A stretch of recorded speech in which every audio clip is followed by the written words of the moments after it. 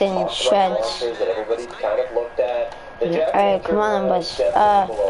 Yeah, stream, if you see the title of the thingy, yes, we are running dungeons.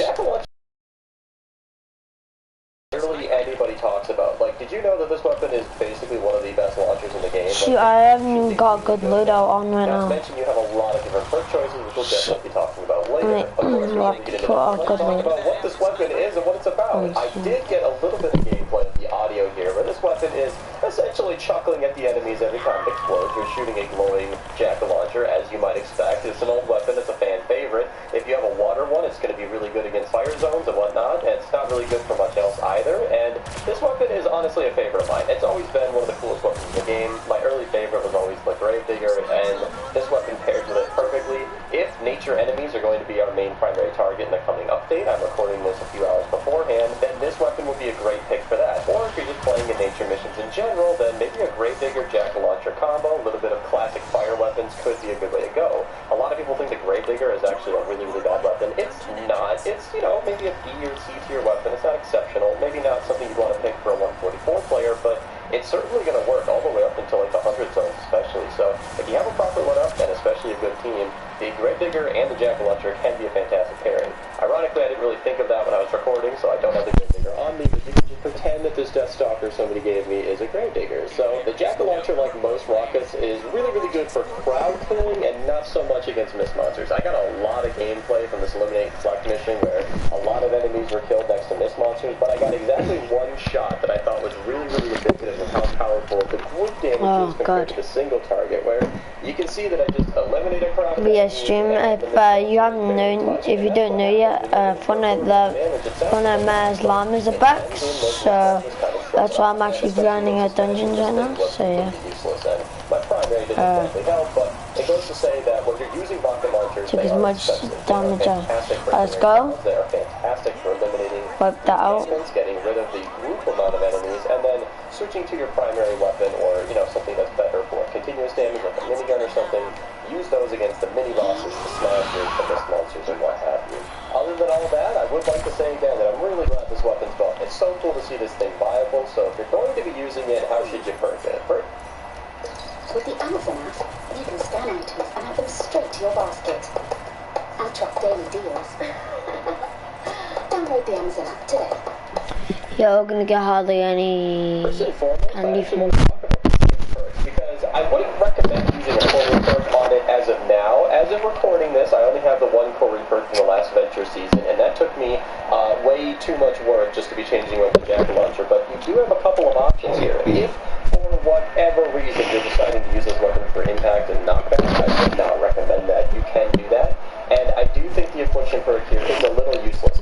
As of recording, Affliction does abysmal damage and is essentially useless. It does do a lot of damage in one of those updates. I thought it was a very viable perk at that time, but it does anymore. Epic decided that having a useful 6th perk was a little too good, so that's okay. They did replace it with an actually good 6th perk where you can do a 44% extra damage against nature enemies. I think that's the clear winner, and this makes a lot of sense because the only element you can get on this weapon without getting scammed is fire, so the extra damage against nature enemies is kind of a definite win there, because like I said, the Affliction is doing so little damage at the time of recording that this is basically a perk. If that changes in the future, this is only if you haven't seen yet, so the people that haven't seen, there you go. Guys, I'll quickly up on board. You don't even have to watch the stream. Yeah. It's because they're buying some fundamentals. First and foremost, you have 2 crit damage perks on this. So if you are this is just me from buying fundamentals. Totally rocking out.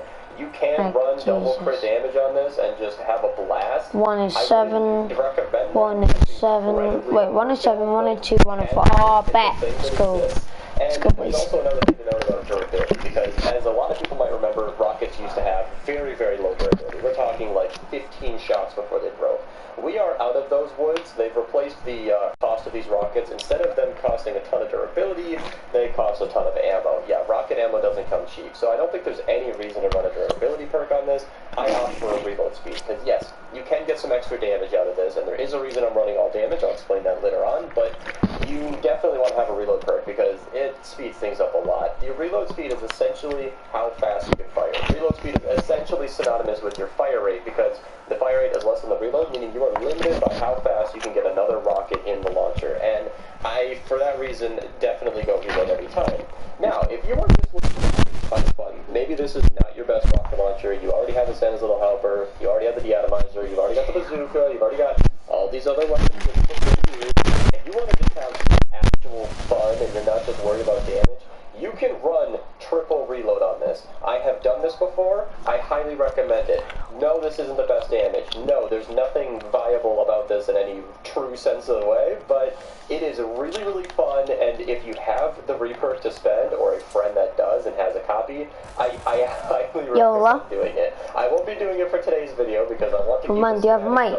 Does anyone have a mic here? I want to spend a ton of repurchase myself, but it's super fun, and I'm going to leave that up to you guys to explore. Now, the reason I'm running triple damage instead of crit is something I've explained a lot in my launch videos, but of course we're going to get into it today, and that's that when you are shooting into a crowd of enemies, yes, every single enemy has their own chance to crit. So if you shoot into a crowd of 20 enemies, if you're going crit rating for damage, on average, about 6 or 7 of them are going to be crit on. And with rockets, as I've already shown, you don't really need that extra crit damage to be eliminating the normal enemies, and like I already explained as well, the mist monsters and the mini-bosses and the smashers are probably better handled by your primary weapon or an ability or something like that. It's not really something you want to be spamming a launcher at. So given those circumstances, I don't really see any reason whatsoever to run a crippled on this, save for the unique case where you're actually just using Totally Rocket Out, in which case it's a whole different story. But yeah, guys, I do have a dungeon set up for stream. I do have a dungeon set up for whenever I go into dungeons. I'm actually using it right now. Every single shot you shoot is going I can show you it after this. That's about all I have to say about the Jack-O-Lantern. This thing is a fan favorite for a reason. I wish they would do more holiday-themed weapons like this. I know that they've had many sets come out after this, but a freaking pumpkin head on top of a Halloween arm of it, I love it. I love it. I love it. And if you're looking to get the Jack-O-Lantern, as it's really, really weird, this is how you do it. You gotta go to, I believe, the event people and the costume party attendants. Number one, hi. These are only obtainable if you're looking to get lots and lots of things. Dungeons should be out at the same time, so I'll be linking my dungeons down in the description below. If any changes happen in the future updates that change dungeons and make that video in any way different, I will pin a comment on that dungeon speedrun video to clarify any changes that might be relevant, but assuming all is well, you should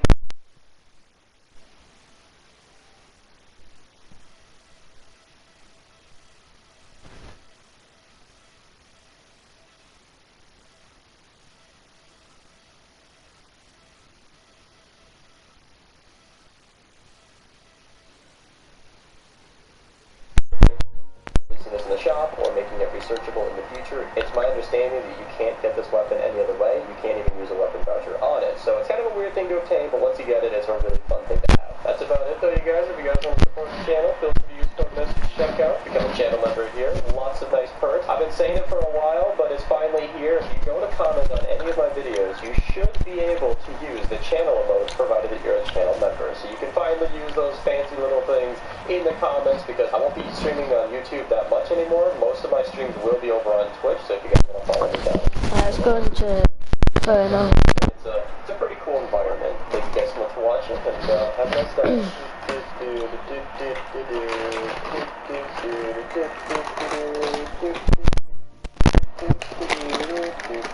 And then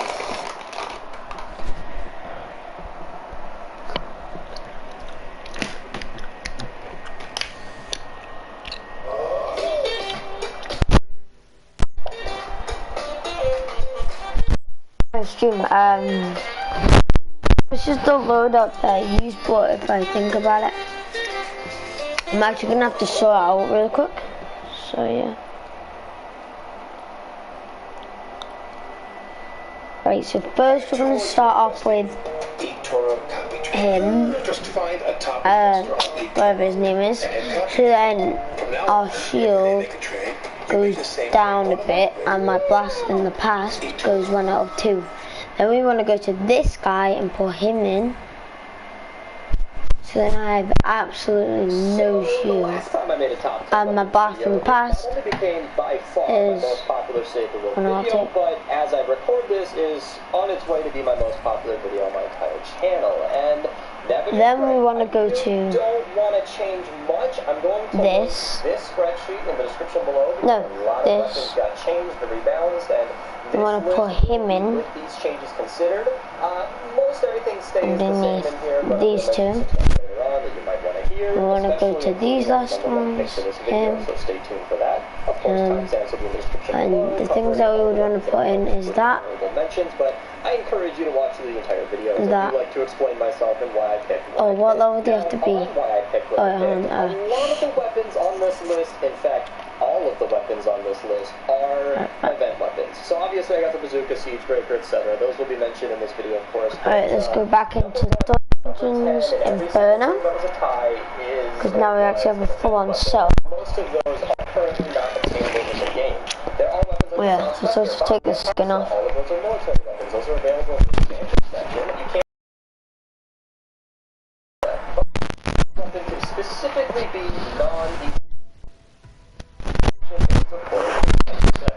Wait, there's a 116, a 76, and a 123. Oh man, that's good.